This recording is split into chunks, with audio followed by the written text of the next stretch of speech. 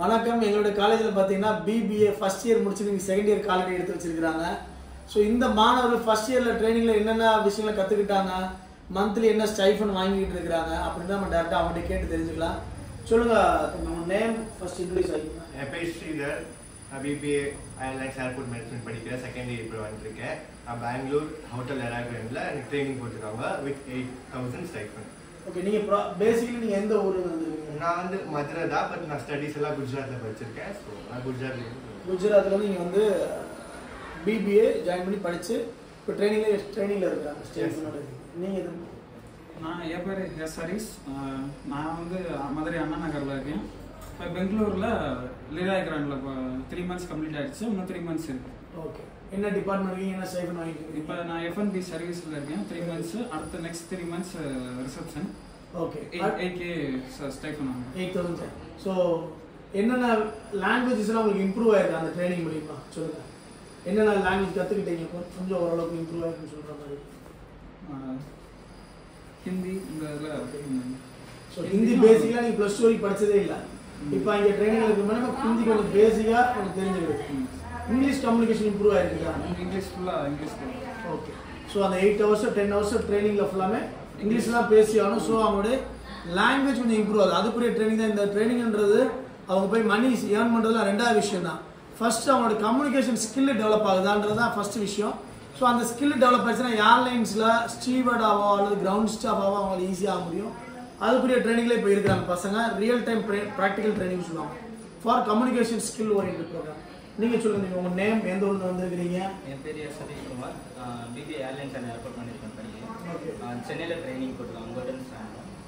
Monthly 10K salary. Monthly 10K salary வாங்குறீங்க. First year முடிக்க போகிறீங்க இல்லையா? முடிச்சிட்டீங்க.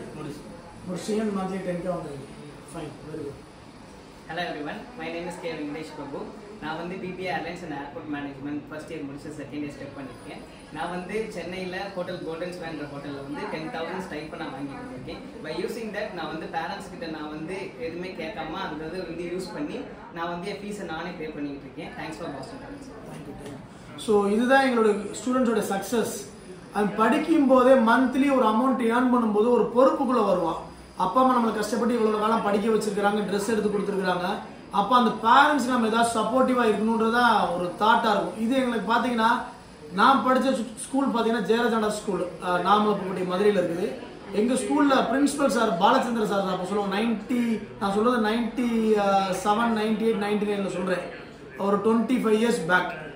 எங்களோட பிரின்சிபல் சார் சொல்லுவாங்க, எங்களுடைய ஸ்கூல் வந்து கம்பேர்ட் டு நியர்பையில் பெரிய பெரிய ஸ்கூல்ஸ் SBU அந்த மாதிரி ஸ்கூல்ஸ் இருக்காங்க. அங்கெல்லாம் பார்த்தீங்கன்னா 10th வந்து 80% மார்க் எடுத்தவங்க மட்டும்தான் இங்கே என்ரோல் பண்ணுவாங்க 11th. எங்களோட ஸ்கூல் அப்படி கிடையாது. ஆவரேஜ் ஸ்டூடெண்டாக இருக்கட்டும் அல்லது 10th பாஸ் ஆகிருந்தா கூட அவனை +1 படிக்க வச்சு அவனை சக்ஸஸ் ஆகிற பார்த்தீங்களா, அதுதான் எங்களோட சக்ஸஸ்ன்னு சொல்லுவாங்க. ஸோ அந்த மாதிரி எங்களோட இன்ஸ்டியூஷன் பார்த்தீங்கன்னா, நான் கற்றுக்கிட்ட விஷயம், அந்த ஸ்கூலில் நான் கற்றுக்கிட்ட விஷயம் தான். எங்களோட இன்ஸ்டியூஷன் பார்த்தீங்கன்னா, பேரண்ட்ஸ் பெரிய லக்ஸரி கார் வச்சுருக்கணும், பெரிய டாக்டர்ஸ் இன்ஜினியர்ஸாக இருக்கணும்னு அவசியம் கிடையாது. ஒரு மிடில் கிளாஸ் ஃபேமிலியிலேருந்து வந்திருந்தா கூட அவனை ஒரு ஏவியேஷன் கோர்ஸ் படிக்க வச்சு நல்ல ஒரு இண்டஸ்ட்ரியில் சக்ஸஸ்ஃபுல்லாக ஆகுறது.